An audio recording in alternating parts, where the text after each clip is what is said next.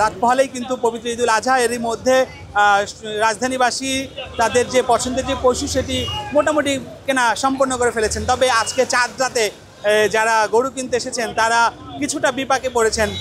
যারা এখানে ক্রেতা যারা এসেছেন তারা বলছেন যে গরুর দাম হাটে খুব একটা এখন এই মুহূর্তে গরু নেই আগের মতো, এবং গরুর দাম গতকালকে যেভাবে অসম্ভব রকমের যে ধস নেমেছিল, যে গরুর দাম যে কম ছিল সেটি কিন্তু এখন এই মুহূর্তে বাজারে নেই। বাজারে কিছুটা বাড়তি দামে গরু বিক্রি হচ্ছে বলে ক্রেতারা অভিযোগ করছেন। অন্যদিকে যারা বিক্রেতা রয়েছেন তারা বলছেন যে তারা তাদের ন্যায্য যে মূল্য সেটি পাচ্ছেন না। কত করে নিলেন গরু, কি অবস্থা বাজারের?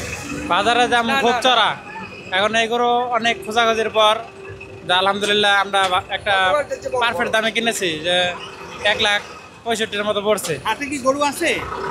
খুবই কম, কিন্তু গরুর তুলনায় ক্রেতা অনেক বেশি। দেহে আইসি, আল্লাহ যদি কিসমতে থাকে তাই কিনবো। দেহে আল্লাহ ভরসা, চেষ্টা করবো তো। ভালোই, মোটামুটি খারাপ না, ভালো। বাজারের অবস্থা একটু দাম বেশি মোটামুটি, তারপরে একটু যদি ঘুরে কিনা যায় তাহলে মোটামুটি পাওয়া যাবে। মানে একদম গরুর দাম কম না, গরুর দাম নর্মালের চেয়ে একটু বেশি বলতে পারেন। গরু মোটামুটি ভালো আছে, দাম খারাপ না, দাম ভালো আছে আলহামদুলিল্লাহ। যা আছে আল্লাহর কাছে। কমবই তো, কালকে ঈদ, আজকাল তো কমবই। এই যার পোশাক নেয়, যার পোশাক নেয় না, দাম মোটামুটি আছে, খারাপও না ভালোও না।